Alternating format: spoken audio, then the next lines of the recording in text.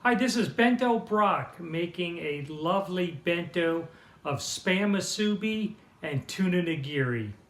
And I got to show off my fancy shirt where it shows how to make the Spam Musubi. I get it from Foodland in Hawaii. And I'll show you the back of the shirt, which actually has the instructions on how to make the Spam Musubi. But this is one of my favorite meals and favorite bentos.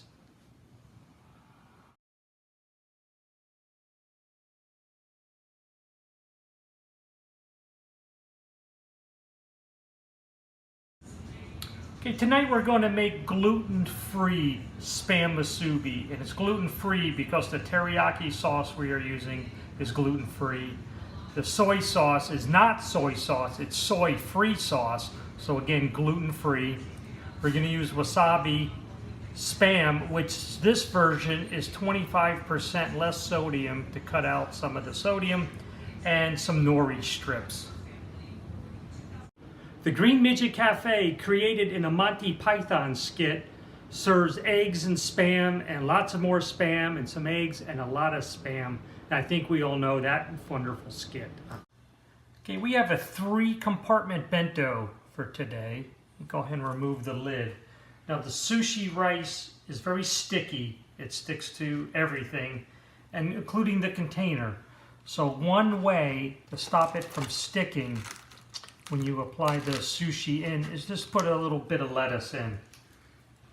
So I have some here for the compartments. Just to kind of lay it in there, kind of squish it in there.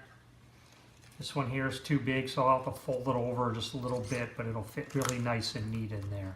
Perfect. Now the sushi will just sit in there and won't stick to the container when you try to eat it. By World War II, Hormel had sold 20,000 tons of Spam, and after World War II, it became a crowd favorite. Okay, we have a luncheon meat slicer. This one obviously still in the bag, unused. I wanted to show you what they look like. I get these in Hawaii. They're wonderful. They sometimes do break a little bit, so that's why I always have a spare. So here it is. What we do is we take the Spam and we basically put it in here and close it there, and I'll show you that. Spam is sold in 99% of all grocery stores in the United States. Okay, I have the Spam. You put it on the cutter as such. I like to hold it up just a little bit, 1/4 inch or so from the base. Pull it down, just like cutting one of those egg slicers, and you pull it through, and you have your Spam, and you have all your slices. The Spam trademark is registered in 93 countries. Okay, since we're going to make 2 of the Spam Musubi, I'll take out 2 slices, and I'll kind of put the rest together. What I like to do is put it back in the can. Otherwise it just falls over everywhere. Okay, I have a Ziploc bag. It's a regular sandwich size bag. And what I like to do is to go ahead and put the Spam right on in there.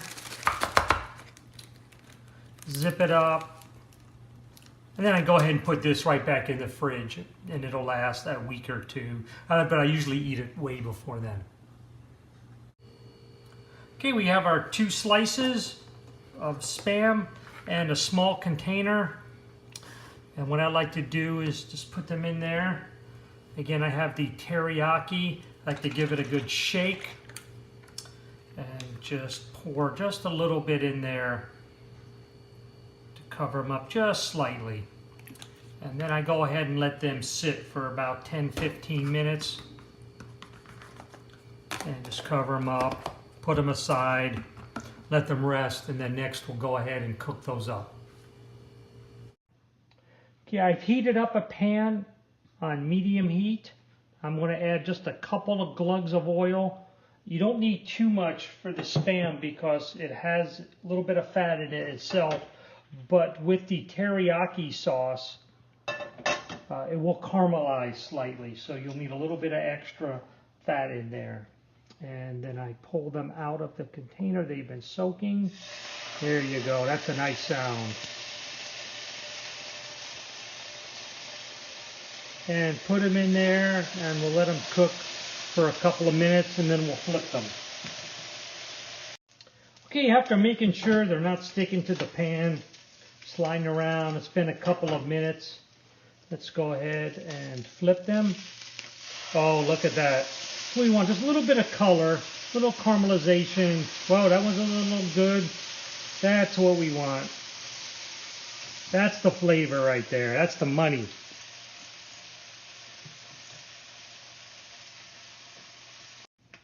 Okay, it's been a couple of minutes. I'm going to go ahead and grab one and turn it over on a paper plate with a paper towel to absorb some of the oil. Oh, look at those. Those are looking good. So we'll let these cool off for a few minutes, and then we'll assemble our musubis.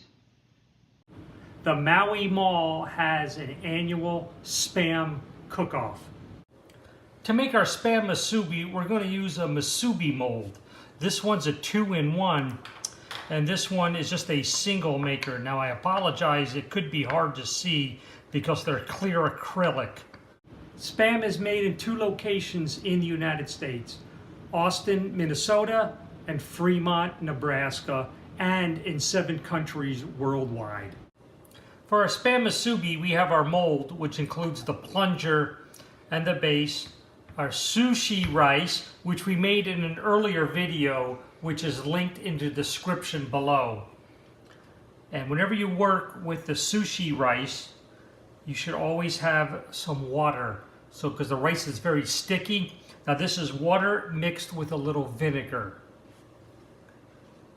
Since 1994, Austin, Texas has hosted the Spamorama barbecue. Okay, I'm going to go ahead and dip my hands, get them wet. You spread them around and you slap them. That's the proper way. You grab some of your rice, put it in your mold, try not to make a mess. Fill it up about 3/4, maybe a little bit more. Actually, I need a little more water.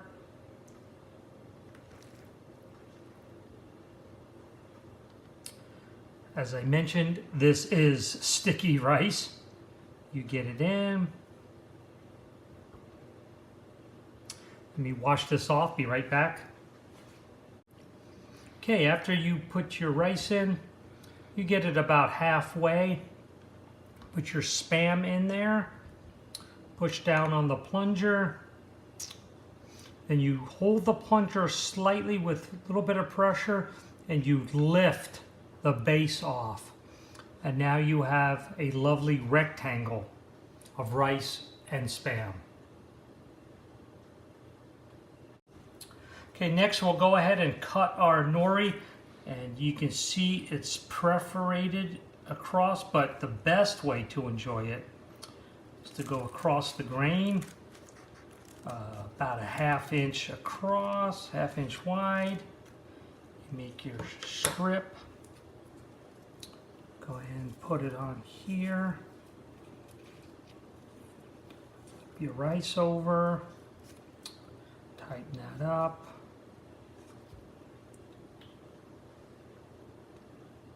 Again, it is sticky. I forgot to wet my fingers first. Okay, we have our little bento container. We'll take our musubi. We'll put it in. Whoops, see? If you don't wet your fingers, it's going to stick. And that's why you want to put that lettuce down so it doesn't stick to the base. And now we'll go ahead and build another one. We'll put it here. And then the next step, we'll make some tuna nigiri. I have made the second musubi, as you can see here. And this half of the bento is ready to go. Okay, we have our musubi finished. Let's go ahead and go to our tuna nigiri. Now we have a nice fresh slice of tuna. It's sushi grade tuna. And as you can see, the fibers or the grain run this way. So you always want to slice across the grain. So we have a knife, very sharp knife. And you can still see the grain runs this way. These are how we want to slice through. Okay, that's the end cap. And when you do your other slices, you want to make one single slice through the tuna. See how we laid that out. One single blade stroke. Whoops, a little bit caught there. And that's our slices of tuna. Okay, I'm going to wet my hands again. And then grab a little bit of rice, just under palms full, and I want to kind of spin it and compress it and make it into a little log, but don't push it too hard. You want it some air to stay in there, and you want it to be solid but not just compressed, not just where it's just a hardened ball. So you go ahead and take your fish, put it on your second layer here on your hand of your knuckles, hold it with your thumb, put that in, and compress it and make it tight, and slowly squeeze it so that your fish fits right on top. Again, get another little ball of rice. Form it together. Form it into a little log. Not too tight again. Don't worry about those that are falling off. And again, take your fish. You're right here. Hold your thumb on it so it's secured. Put it in here. Make sure it fits tight.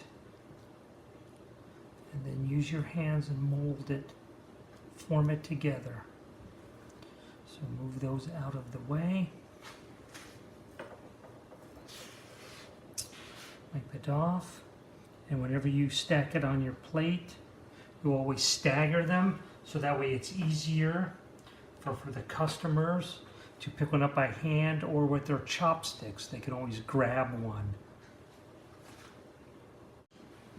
Okay, I like to go ahead and put these into the bento. Again, the lettuce will stop them from sticking.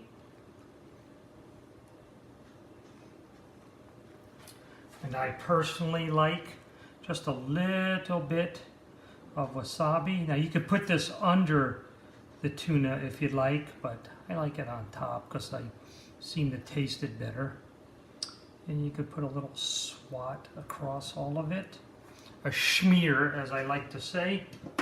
And you can even decorate it with a piece of green onion. Or you can sprinkle some on top. And there you have it. You have Spam Musubi and Tuna Nigiri. Perfect little bento lunch. Okay, with our finished bento, I do enjoy a condiment of wasabi and soy sauce. So what I'll do is I'll go ahead and put a little bit of each into a little cup, keep that separate, and take that with me so that I can dunk my nigiri and musubi into my condiment cup.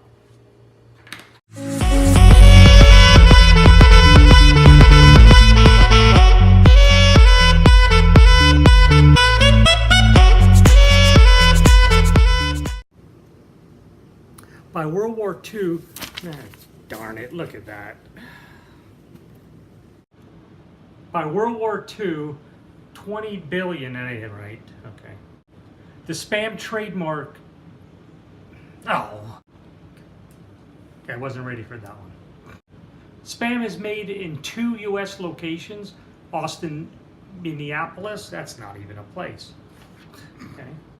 The Green Midget Cafe, created in a Monty Python skit, serves eggs and spam and lots of more spam and some eggs and a lot of spam. And I think we all know that wonderful skit. You had it. Okay, for our spam musubi, we have our mold, which involves a plunger. Okay, for our spam musubi, we have the mold that includes the plunger and the form base. Our sushi. Okay, these are done. It's been just a couple more minutes. If I can